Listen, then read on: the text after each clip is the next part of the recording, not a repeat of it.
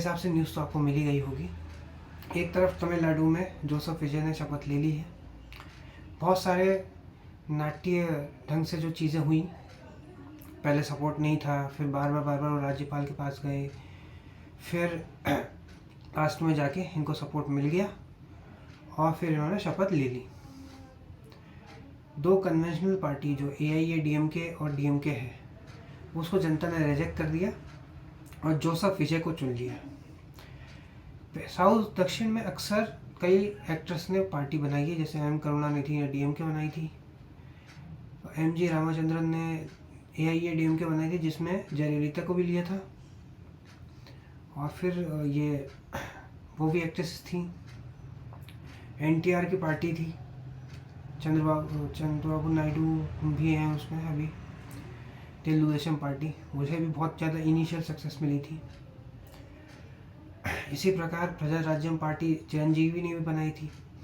तो ऐसे इनको अप्रत्याशित सफलता मिली है, जो DMK कोई सोच भी नहीं सकता था कि DMK को हरा सकेंगे ये, क्योंकि DMK के पास संगठन था, नेता थे, लेकिन एक ही एक चीज़ को देख देख के जनता बोर हो जाती है। कई लोग ये भी बोल रहे हैं कि DMK को हराना भाजपा के लिए मुश्किल था, लेकिन टीवी के आ गई है तो अब भाजपा के लिए एंट्री आसान होगी। अब ये तो फ्यूचर ही बताएगा कि क्या कैसे होगा। बंगाल में TMC का 15 साल का रूल जो है ख़त्म हो गया। ममता बनर्जी ने इस्तीफ़ा देने से मना कर दिया। अब आप देखिए कि इन्होंने इस्तीफ़ा देने से मना क्यों कर दिया। इनको तो हटाया, विधानसभा भंग हो गई तो वैसे ही इनको हटा दिया गया, लेकिन ये एक मैसेज देना चाहती थी अपने कार्यकर्ताओं के बीच में कि इनको हटाया गया है, ये खुद हटी नहीं है, तो जिससे कि इनके कार्यकर्ता जो हैं उनको एक मैसेज दिया जा सके, और वो मैसेज के कारण फिर उनके अंदर वापस ऊर्जा आ सके, नहीं तो पार्टी बिखर जाती। इसलिए ये सब काम इनको करने पड़े। अब आगे ये है कि हो सकता है कि ये फिर से लड़ाई लड़े, लेकिन अब इनकी एज भी साथ देगी नहीं देगी वो तो वक्त ही बताएगा।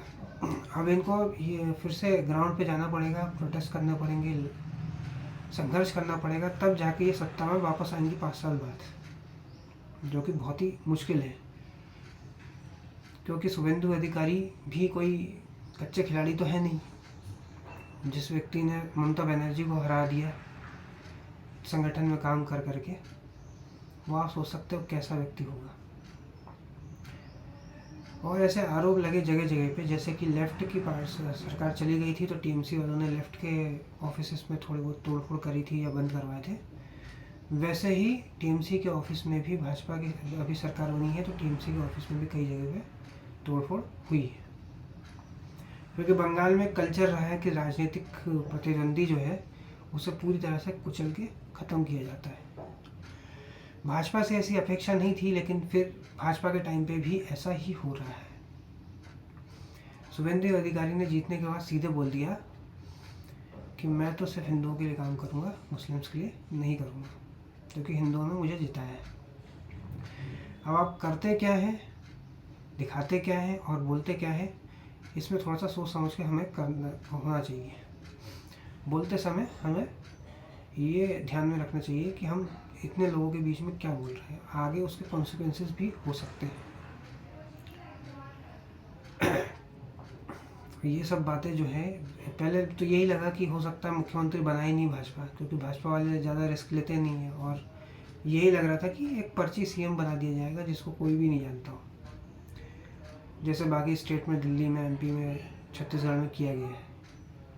लेकिन इनको जो है CM बना दिया गया। अब इन्होंने शपथ ले ली है, उम्मीद है अब बंगाल को कोई अच्छे काम करेंगे ये।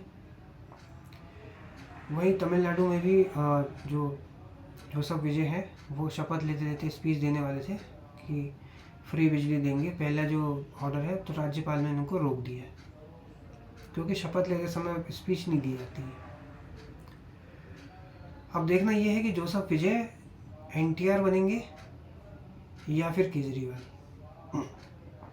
क्योंकि इनका भी वैसा ही है, इतनी फ्री बिजली, इतना ये, इतना वो, और इनिशियल से इनको सक्सेस भी मिली है, तो इसलिए लोग इनको केजरीवाल से कंपेयर कर रहे हैं।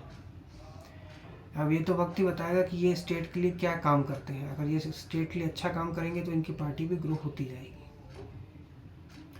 आज के इस वीडियो में इतना ही। अगर ये वीडियो आपको पसंद आए तो वीडियो को लाइक करें, शेयर करें और चैनल को सब्सक्राइब करें। धन्यवाद।